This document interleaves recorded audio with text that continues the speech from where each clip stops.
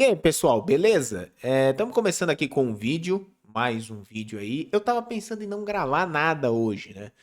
Só que aí eu vi um dos conteúdos mais intancáveis que existem na internet a respeito da necessidade de povoamento do nosso país, né? Aldo Rebelo é um dos nossos grandes representantes do nacionalismo, quiçá o maior representante do nacionalismo, porque ele tem a visão correta das necessidades econômicas do Brasil, né, conciliadas com a fundação histórica e religiosa do nosso país.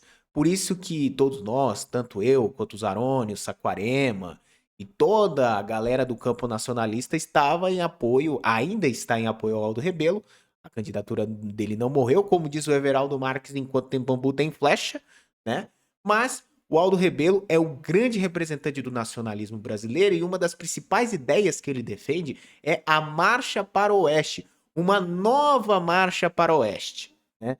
É a ideia de que a gente precisa migrar novamente para o interior, um lugar onde tem muitas oportunidades e várias maneiras de conseguir ter recursos para criar o excedente inicial que vai reindustrializar o Brasil. Porém, a gente tem conteúdos como o que a gente vai ver agora, né? Reagindo ao conteúdo do De Leon Peta, do canal Geopolítica Mundial, que discorda disso, né? Que vê, por exemplo, a interiorização do Brasil um desastre e a Brasília uma catástrofe completa.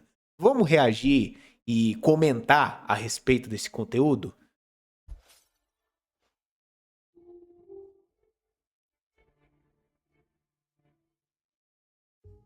A tese antiquada e artificial mestra no pensamento brasileiro e recorrente em parte da tradição geopolítica do Brasil e que entrou profundamente na psicologia do brasileiro é a de vamos ocupar o interior, ou que espaços vazios demográficos seria uma vulnerabilidade e que ao ocupar o interior vazio, isso iria fortalecer automaticamente o poder nacional. Porém, isso não se sustenta quando confrontado com a teoria contemporânea de desenvolvimento territorial e com evidências históricas comparadas com a de outros países que tinham seus espaços vazios nos seus interiores. Na verdade, manter esse pensamento. Bom, esse aqui é o mapa do que ele pensa, né, sobre os principais canais de importância da geopolítica da América do Sul, né, em especial do Brasil, né? O que o Brasil tem que se preocupar, basicamente. Mas comentando primeiramente a respeito de desenvolvimento, de migração da capital para o interior por razões militares e por razões de ocupação territorial, poderia até ter tido sim um objetivo de levar as cidades, a capital, para o interior por motivos de povoamento, mas também tem uma visão importante, né? Que é as possibilidades econômicas que temos no interior do Brasil, que se mostram muito maiores que as das capitais, que ficam no litoral. E algumas capitais que não estão exatamente no litoral, mas ficam próximas, como é o caso de São Paulo e Curitiba. Bom, vamos continuar o vídeo. Ainda hoje prova como o brasileiro, em termos de geopolítica, ainda tem uma cabeça do século XIX, não se atualizando, não sendo ambicioso e simplesmente errando estrategicamente. O povoamento é, no máximo, um meio contingente. Não é condição necessária nem o suficiente para aumentar o poder econômico, logístico ou de segurança. O que os próprios documentos e políticas mostram é uma lógica mais específica e menos automática que diz que a integração territorial por infraestrutura para criar conectividade e capacidade estatal frequentemente teria objetivos de integração nacional e de segurança e controle. Ao separar ocupação orgânica, que é aquela que existe de forma natural, por assim dizer, puxada por demanda econômica ou logística, e retornos privados que se autossustentam da ocupação artificial. O papinho liberal, o papinho liberal é marcante. Que é aquela induzida por decisão ideológica ou supostamente estratégica de um Estado, com baixa aptidão econômica e com necessidade de subsídios e controle, a comparação de casos sugere um padrão consistente. Os resultados duráveis, permanentes, dependem de fundamentos econômicos instituições e logística. Ai, lá vem o institucionalismo de. Ai, tudo é caro, gente. Tudo é caro, não dá pra investir. A gente tem que investir naquilo que a gente já sabe fazer, onde a gente tem possibilidades econômicas, gente. Como se o norte do Brasil não tivesse riquezas. Como se a necessidade de integração norte-sul fosse um mero capricho de políticos atrasados que não enxergam a realidade de que só existe riqueza e virtudes no litoral. O interior não tem nada, né? E não do simples preenchimento. Lembrando que a primeira Marcha Oeste não foi feita de um planejamento central de cima para baixo aqui no Brasil, né? A primeira Marcha Oeste foi feita pelos bandeirantes, né? Que estavam atrás de ouro e de outros minerais, né? Ouro e escravos, né? Ele não estava bem atrás de. Ele não estava ali com desejo de popular, e ainda muito menos a mando de Portugal ou do Brasil. Dos vazios do mapa. A citação de Brasília como um sucesso de ocupação artificial demonstra a incapacidade de ler a realidade. Brasília existe somente porque todo o país precisa sustentar a cidade com colossais impostos. Ou seja, não é uma região produtiva que se sustenta, mas sim um complexo parasitário que existe mediante a apropriação da produção do restante do país. Peraí, cara. Isso é um meio covarde, né? Você dizer que a capital burocrática e política ela só se sustenta via a sua burocracia. Primeiro que Brasília tem um setor de serviços razoável, né? Não sustenta a cidade, evidentemente, mas ela é sustentada ali pela burocracia política. Mas, cara, a burocracia política, ela precisa se sustentar por meio de impostos, né? E tipo, esses impostos altos, se não fossem para Brasília, iriam para o Rio de Janeiro. Ou seja, os impostos que nós pagamos só são altos porque eles são repassados para Brasília? Que papo é esse, cara? Que papo é esse? Desde 1988, com a nova Constituição brasileira, foi dada ao Brasil uma série de necessidades de investimento do Estado em políticas públicas e de serviços públicos, como o SUS, por exemplo. A saúde no Brasil, antes de 1988, era muito precária. Você tinha que ter carteira de trabalho para ser atendido num hospital, por exemplo, né? E o estado da saúde pública no Brasil era delicado. O SUS, com todas as críticas do mundo, ele acabou sendo criado e dando mais oportunidades de acesso à saúde das pessoas pobres e necessitadas de várias regiões do país, assim como os correios que precisam entregar cartas e outras entregas pelo Brasil, ou seja, o Estado brasileiro teve disposição para fazer mais coisas. Algumas coisas desnecessárias, é verdade. Mas não foi por causa de Brasília que a gente paga muito imposto. Foi por causa da Constituição de 88 que não foi pensada para a população de Brasília ou para sustentar Brasília. A Constituição de 88 deu o acesso ao Estado brasileiro a fazer várias reformas e políticas sociais que fossem necessárias para, bem, a melhoria do bem-estar do povo brasileiro. Mas antes de entrar nesse detalhe, me deixe explicar a diferença de ocupações orgânicas para ocupações artificiais direito, para que você entenda o porquê as coisas são como são e porque a obsessão em ocupar espaços vazios apenas por ocupar é algo sumariamente burro. Não foi para ocupar por ocupar, tá? A primeira marcha oeste feita pelos bandeirantes foi feita em busca de riquezas, não por ocupar por ocupar. A ideia de ocupar espaços vazios fortalece automaticamente o poder nacional, é uma proposição causal extremamente exagerada. Ou seja, o que eu quero dizer é que uma coisa irá levar a outra, mas de forma muito exagerada, forçando a barra para dizer que uma coisa tem a ver com outra. Digo isso porque ela sugere que o ato de povoar seria por si só um mecanismo suficiente de geração de poder, ou seja, de geração de economia, de logística e de segurança. Porém, Mas não foi isso que aconteceu no Brasil? Centro-Oeste brasileiro, que hoje é um grande gerador de riqueza, é o grande gerador de excedente do nosso país na balança comercial global, não foi feito com a segunda marcha para o Oeste, na construção de Brasília, com gaúchos, paranaenses e nordestinos migrando para o Centro-Oeste, redescobrindo o agronegócio, a Embrapa. Né? A nossa terra é uma terra ácida, não foi uma terra natural. Graças à tecnologia da Embrapa, a gente conseguiu tornar aquela região do Brasil plantável e descobrimos inúmeras riquezas dali, tanto riquezas no agro quanto riquezas minerais. Eu não tô entendendo isso aí. Literatura do desenvolvimento espacial prova que a prosperidade e integração tendem a acompanhar densidade, redução de distâncias econômicas e conectividade, e não uma distribuição da população no território.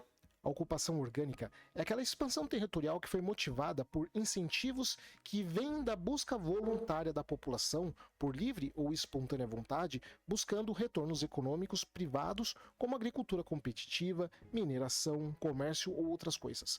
Ou de Se o mundo funcionasse apenas na ocupação orgânica, acho que a população mundial inteira estaria no Oriente Médio, né? Por quê? Assim, por que que eu vou fazer ocupações? Por que que eu tenho que ir na PQP em busca de sei lá o quê? Se eu posso ficar aqui na minha cidade em busca de retornos econômicos? Papinho, hein? de rotas logísticas que reduzem os custos de transporte ou ainda de necessidades estratégicas concretas, como um corredor logístico de alto valor com capacidade de se autofinanciar com o tempo. A presença do Estado pode até existir, seja na organização de títulos de terra ou no financiamento da infraestrutura para suportar essa população.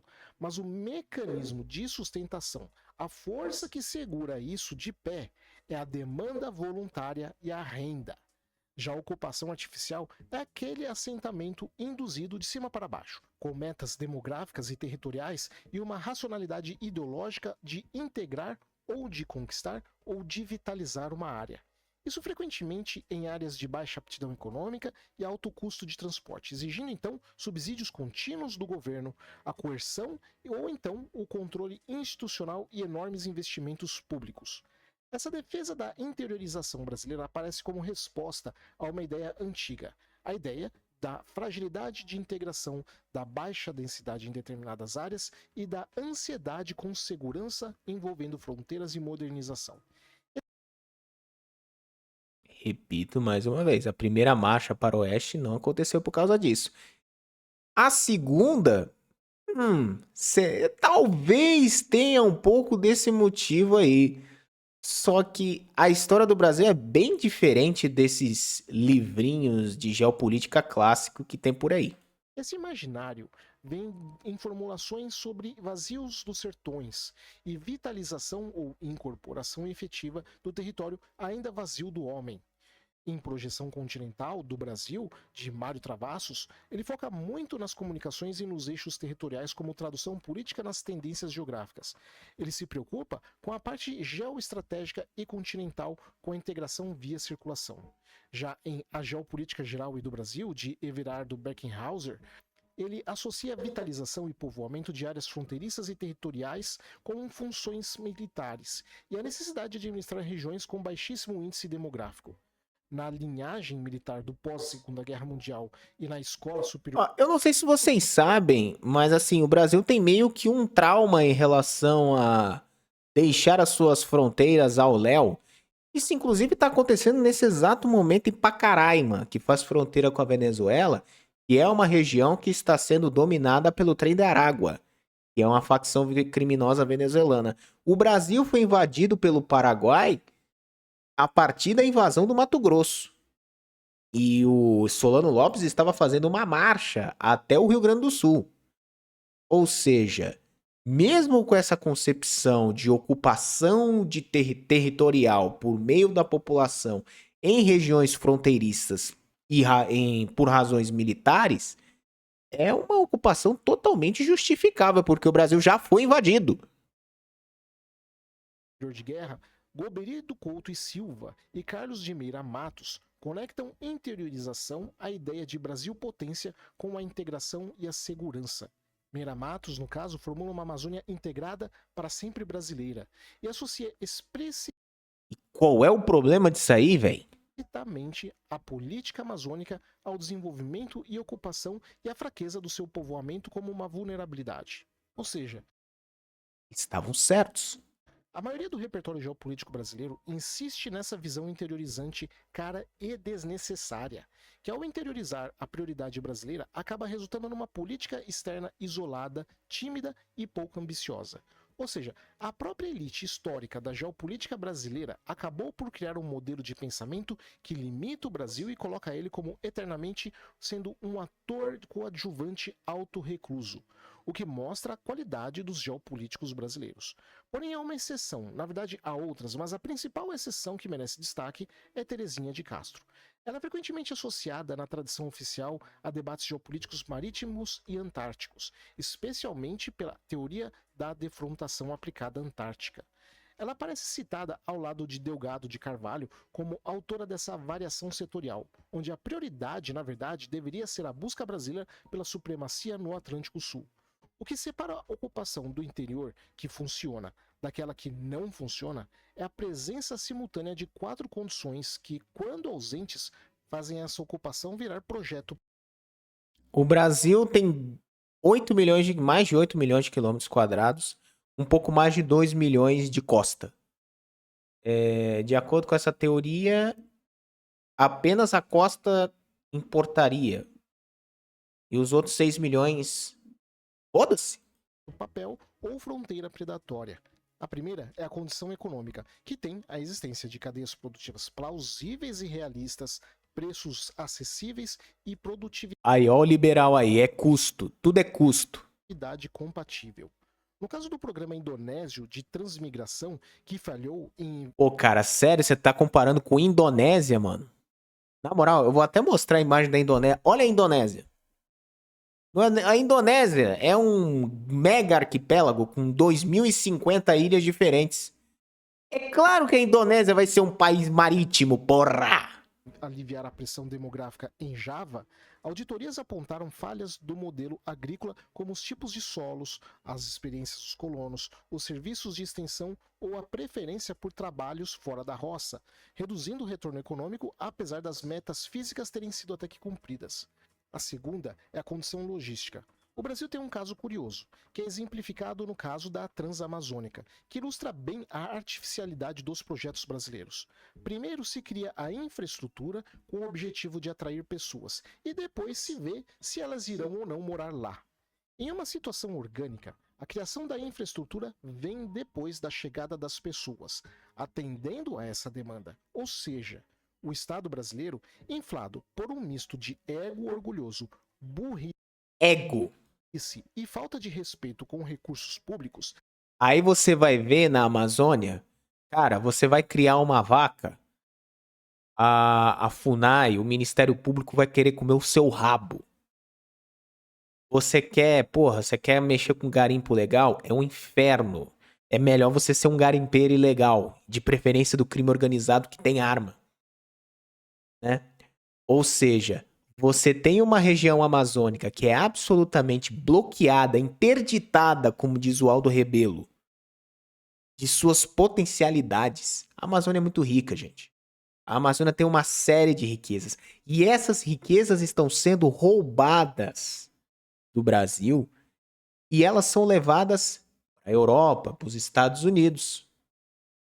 Enquanto nós brasileiros estamos na merda, em especial o povo da Amazônia. Os cerca de 20 milhões de brasileiros que vivem na região amazônica. Mas a culpa aqui do fracasso da Amazônia é a artificialidade do Estado brasileiro em querer interiorizar. Ele primeiro cria a oferta com a esperança de ver então se vai gerar demanda. E como a física do universo não funciona assim, só temos duas consequências, e ambas mostram que essas políticas são fracassadas. Ou essa infraestrutura. Lembrando que o ciclo da borracha, que aconteceu no início do século XX, desenvolveu monstruosamente as cidades de Manaus e de Belém. Manaus e Belém foram duas cidades extremamente desenvolvidas do Brasil no início do século. E isso seguiu até ali a metade do século XX, quando a borracha praticamente havia acabado, né? Mas assim, as potencialidades econômicas existiam.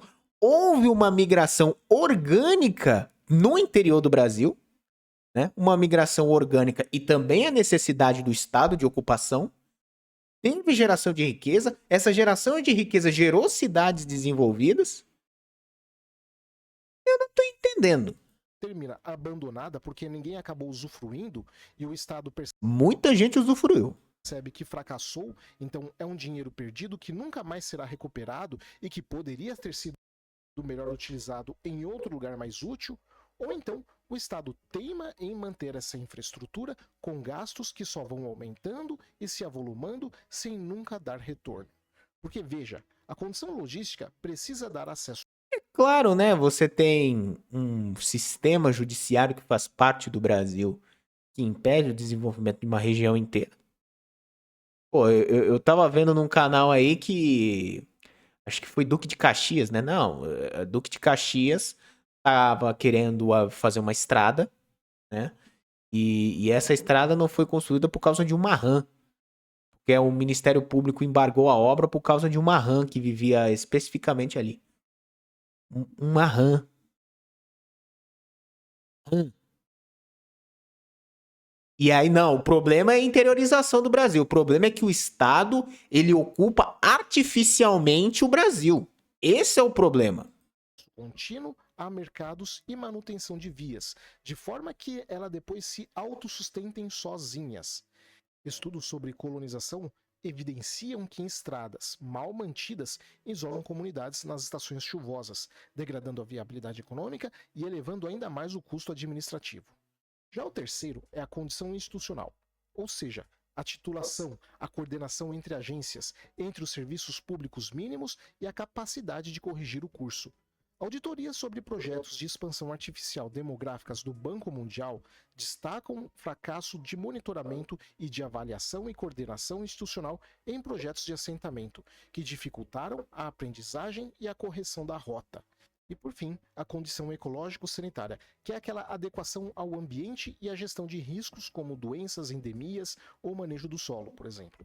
O estudo da Empresa Brasileira de Pesquisa Agropecuária registra que saúde e endemias podem ser o calcanhar de Aquiles de colonizações amazônicas e descreve imposição de pacotes produtivos com erros por desconhecimento local. Ou seja, algum burocrata em alguma grande capital do Sudeste ou em Brasília, tendo uma ideia brilhante de como o mundo deveria ser, insiste em enfrentar as forças da natureza. Geralmente, Meu Deus. algum gestor público que Tá bom, então deixa a Amazônia lá. Deixa a Amazônia lá. Abandona aquela porra. Pega todos os 20 milhões de cidadãos que moram na Amazônia e socam todos na cidade de São Paulo, no Rio de Janeiro, porra.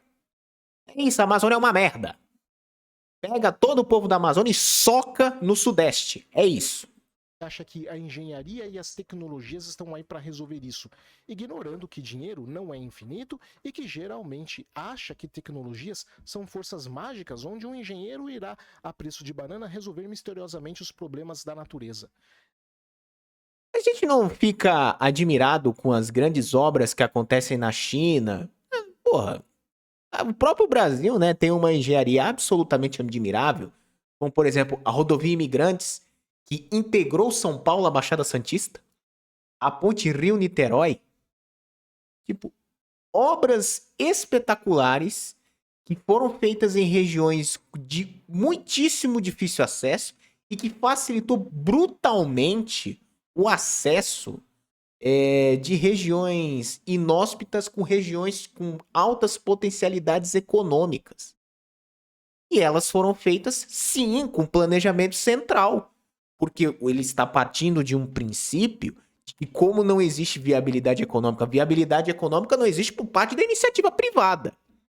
A iniciativa privada, ela não topa fazer, ela topa fazer a gestão, como acontece aqui no Brasil, né? Aqui no Brasil, nenhum empresário quer fazer nada, mas ele quer gestar. Ou seja, o Estado vai lá, faz o trabalho sujo, joga energia do norte a sul, leste a oeste, etc. Mas o gostosão do empresário bate na porta lá do presidente e fala: meu querido, deixa que eu administro, porque a iniciativa privada ela é melhor e mais eficiente na gestão dos recursos. Entenda isso, meu caro. Ou seja, arregaçar as mangas e botar dinheiro para fazer a porra das estradas, eles não fazem. Mas para cuidar é com eles, né? Então essa história de viabilidade econômica, é muito caro, isso é palmolice, covardia ou pobreza mesmo. Essa doutrina clássica do temos que ocupar o interior, que associa vazio à vulnerabilidade e imagina o povoamento como resposta quase que mecânica, é ultrapassada hoje, mas já era também nos anos de 1950, quando tiveram a ideia de criar Brasília. A economia territorial, desde antes daquela época, privilegiava a densidade, a integração e não a dispersão. As transformações ligadas à densidade. A gente precisa de uma nova marcha oeste. Hoje você tem 80% da população que vive em cidades grandes. Grande densidade demográfica, etc. Com empregos de merda. Empregos fodidos. Que são as cidades. A redução de distância econômica e integração sugerem que crescimento espacialmente desigual pode coexistir com a inclusão via políticas de integração, em vez de buscar um equilíbrio por dispersão forçada. Por isso que As marchas para o oeste na Amazônia não foram necessariamente forçadas. O cara ele tá basicamente falando que toda a migração que existiu, que se teve para o interior, foi em planejamento estatal, imposto de cima para baixo por um órgão do governo. Pelo amor de Deus, cara. urbanização global é a macro tendência dominante. Os dados e sínteses das Nações Unidas provam aumento estrutural da urbanização e do número de cidades, pressionando ao fracasso de políticas que tendem a desurbanizar por decreto. Agora, pessoal, Um ponto importante o IBGE, ele mostrou em 2023 ou 2024 uma pesquisa que mostra que existe uma migração de pessoas que estão saindo das grandes metrópoles para cidades médias do interior, em busca de melhor qualidade de vida, né? Ou seja, estamos presenciando novamente uma nova migração orgânica de pessoas para o interior. Não foi uma imposição de cima para baixo feita pelo Estado. Ou seja, essa necessidade de viver em cidades mega, ultra gigantescas, com 10 milhões de pessoas, como é o caso aqui de São Paulo, que tem 12, por volta de 12 milhões, não está mais respondendo aqui no Brasil. O que você mais vê em termos de desigualdade, de pobreza, de domínio do crime organizado, de problemas de moradia, são essas cidades pantagruélicas que não conseguem se sustentar. Sendo que temos riquezas imensas no interior. Riquezas imensas no interior que não foram exploradas e não são exploradas pelo Estado brasileiro. Recado bem rápido. Sabe por que eu posso fazer esse tipo de vídeo mais voltado para uma geopolítica raiz? 90% da receita do canal vem dos membros, como a história geopolítica dos Estados Unidos, litoral, ela estaria vulnerável à política mundial, continua existindo. A ideia de que precisamos de uma capital no interior, porque no litoral ela estaria vulnerável a ataques, ignora como as principais potências do mundo têm justamente as suas capitais perto do litoral. Sobretudo com as guerras de ocupação se mostrando cada vez mais raras depois da Segunda Guerra Mundial e com a expansão dos mísseis balísticos intercontinentais. Lembrando que a ONU tem decisões a respeito de proibição, né, de rejeição a qualquer anexação territorial, né? Pega aí que a Rússia, ela foi punida aí, né, em 2022 com o banimento do sistema SWIFT, com a retirada da Copa do Mundo, entre as Olimpíadas também, né, entre outros acessos globais, porque a Rússia ocupa uma parte da Ucrânia, né, o leste da Ucrânia, né, suposto leste da Ucrânia. Enfim, já existe uma rejeição, por isso que não é mais comum anexações territoriais, né? mortais que podem atingir qualquer alvo ao redor do planeta Terra, e principalmente com a ascensão das armas nucleares, que isso faz com que tanto faz onde fica sua capital, ela será atingida. Em caso de guerra, se ela tiver que ser destruída, ela vai ser. Se você quer proteger a sua capital, você constrói uma marinha forte para proteger o seu litoral, ou então desenvolve armas nucleares para desestimular agressores. Mas definitivamente você não usa o argumento burro e covarde de movê-la para o interior do nada. Além do que, interiores vazios serem, como alguns geopolíticos brasileiros já comentaram, um convite à invasão, é algo simplesmente que não tem base histórica. As principais guerras de ocupação e atrito se deram justamente onde os países tinham mais moradores dos dois lados de fronteira, e não em locais vazios. Além do que, espaços vazios, como o sul dos Estados Unidos, Xinjiang na China ou a parte central da Rússia, são usados justamente como locais de testes para novas armas e tecnologias sensíveis, e não são uma vulnerabilidade para esses países. Logo, não teria sentido ser então uma vulnerabilidade para o Brasil. Potências de verdade usam espaços vazios como oportunidade, e não como o Brasil fez por egocentrismo. Oportunidade de jogar bomba. O Brasil tem mais de 8 milhões de quilômetros quadrados. Tem território para tudo. Inclusive para isso aí. Para não dizer que todas as migrações foram corretas ou orgânicas, teve uma migração que, ao meu ver, também teve participação do Império Brasileiro, etc. Foi uma migração para o Cerrado. Foi meio que um erro. Inclusive teve a chamada crise dos 37, 76, 77, 78, que foi uma crise de seca que teve no Brasil, que matou cerca de 500 mil pessoas. Gente pra caramba na época. O Brasil tinha mais ou menos 10 milhões de habitantes nessa época do século XIX. Até muito tempo atrás, até pouco tempo atrás, por exemplo, a migração para o Cerrado brasileiro era um meio injustificada. Só que aí veio o quê? Veio a Embrapa, veio a tecnologia do agronegócio brasileiro, a transposição do Rio São Francisco, que levou água para essa região, e hoje você tem aí inúmeras potencialidades econômicas, como a região do Mato Piba, por exemplo, que está se tornando um grande potencial de geração de riqueza e excedentes na balança comercial brasileira. Anti-estratégico e caro. E por caro, Caro, tudo é caro, tudo é impossível, tudo é inviável. temos outro exemplo tão nefasto e imoral quanto Brasília, que é a Zona Franca de Manaus. Tadinha, velho. Porra, a Zona Franca de Manaus, ela apanha muito, cara. Caralho, mano. Tadinha da Zona Franca de Manaus. Vamos ver o que esse cara tem a dizer. Ela é a prova de que ocupar a Amazônia por meio de um enclave fiscal industrial e ter isso como uma grande estratégia geopolítica é, no mínimo, fazer uma confusão entre presença urbana subsidiada e fortalecimento territorial real.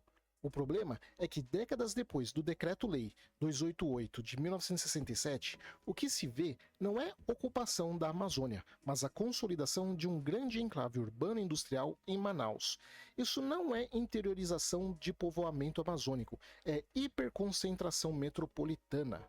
A tese geopolítica vulgar e rasteira desenvolvida no Brasil diria que há mais gente, mais indústria, mais Estado. Logo, teria mais controle territorial. Mas a Zona Franca não espalhou densidade econômica funcional pela Amazônia. Ela concentrou renda, empregos e infraestrutura num nó. Bom, a região norte é a região que tem a pior infraestrutura do país, né? Específico dependente de incentivos permanentes. E o custo disso para o restante do povo brasileiro espalhado pelo país é muito alto. O TCU, com base em dados da Receita Federal, mostra que a Zona Franca de Manaus e áreas de livre comércio estiveram entre os maiores gastos tributários da União, com 26 bilhões e meio em 2022. No projeto de lei orçamentária anual de 2025, apenas o item Zona Franca de Manaus aparece com 5 bilhões e 340 milhões de reais de gastos tributários e impostos de importação. além de outros benefícios distribuídos por diferentes tributos.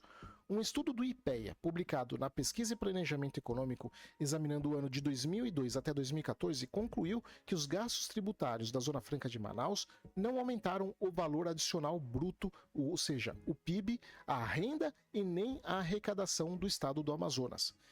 Os efeitos positivos apareceram sobretudo em população, emprego e aumento da fração de trabalhadores de baixa escolaridade.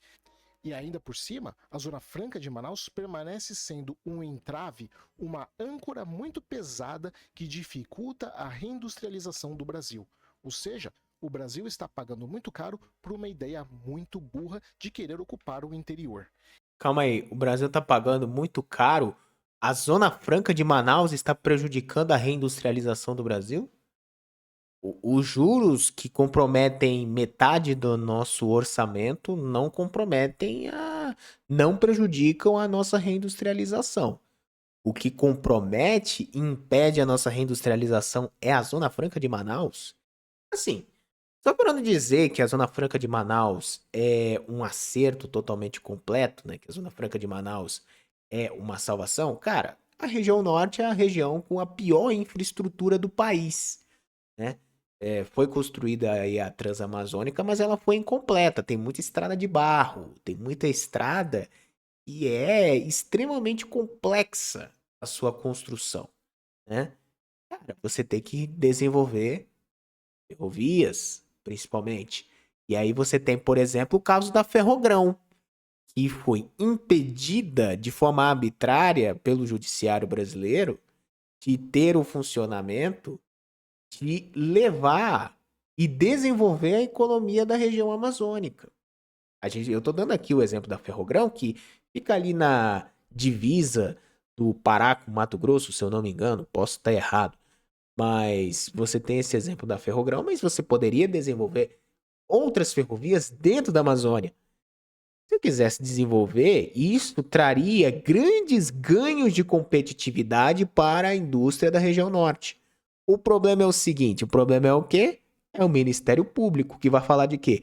De índio aquidauanos, que eles pegam uns índios lá sei lá, da Bolívia, do Paraguai, bota lá na região amazônica falando que, eu sou da tribo aquidauanos e eu quero ocupar esse território. Ou é o sapo cururu, ou é a florzinha chupa anos, ou seja, é a plantinha, é o sapo cururu, é a tribo aquidauanos, aí não tem desenvolvimento mesmo, não tem infraestrutura mesmo.